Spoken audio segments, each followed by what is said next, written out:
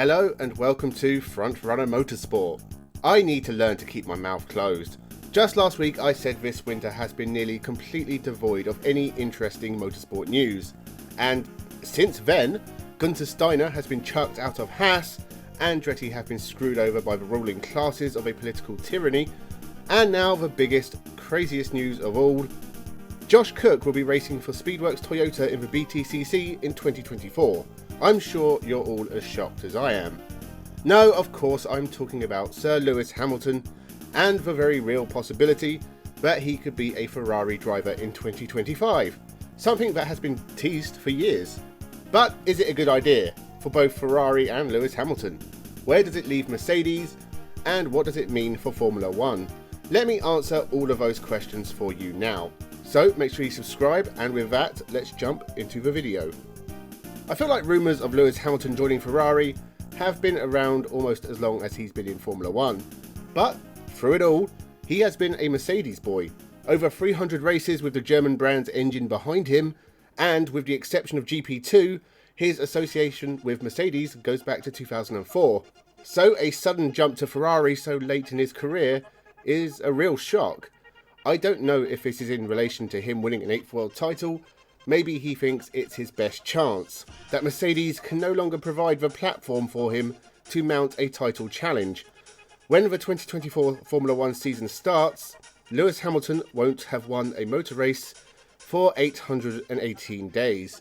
By far the longest time without a win in his motorsport career. It does suggest Hamilton does not have a lot of faith in Mercedes for 2024 and for beyond, and feels like Ferrari is the best chance of title number 8.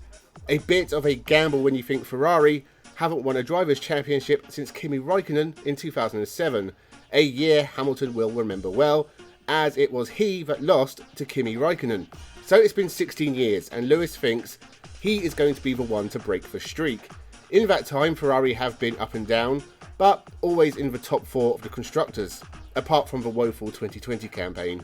Only losing out to Red Bull and Mercedes most years, and McLaren and Brawn in 2009, and Williams in 2014. But otherwise, Ferrari have been battling at the top. Lewis Hamilton must have confidence that he, alongside Ferrari, can take them to the next step and finally take a Formula 1 title again, which might be very hopeful. But I wonder what it says about Mercedes over the next couple of years.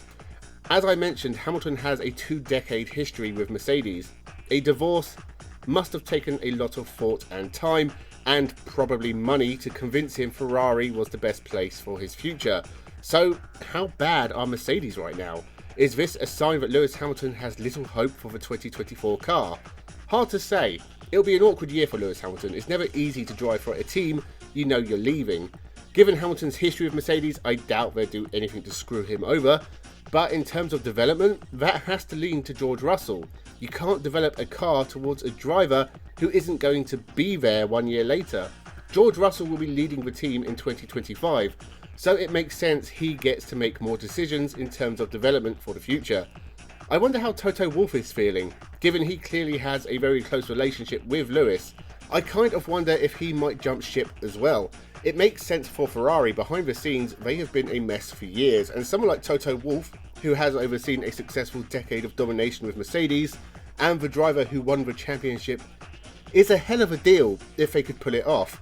It almost smacks of Ross Brawn and Michael Schumacher at Ferrari. The ripple effect of his bombshell is also very interesting. I feel really sorry for Carlos Sainz Jr. He has done a really good job at Ferrari. He has won as many races as Charles Leclerc, and only lost out to his teammate by slim margins in both 2022 and 2023, whilst also being the unluckier of the pair. He also beat Leclerc in 2021. So what of his future? The obvious choice would be a straight swap for Lewis Hamilton and head to Mercedes. The seat will be open, and Carlos Sainz is more than good enough to take it. He doesn't have a history with Mercedes, but he does have a lot of talent to bring to the table. But I think a better deal for him would be for Red Bull, replacing Sergio Perez.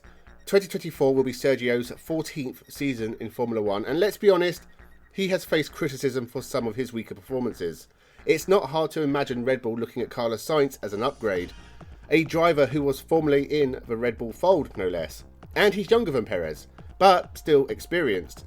The only road bump would be Max Verstappen, and if he wants a competitive number 2 at Red Bull, or if he'll be happier with Sergio Perez finishing far behind him in the championship. Which brings me on to Charles Leclerc.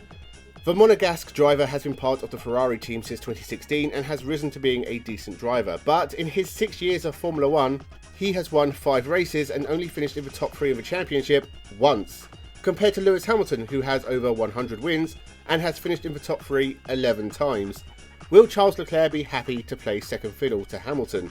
Or maybe the extra experience with how Ferrari works might be something Lewis has to overcome.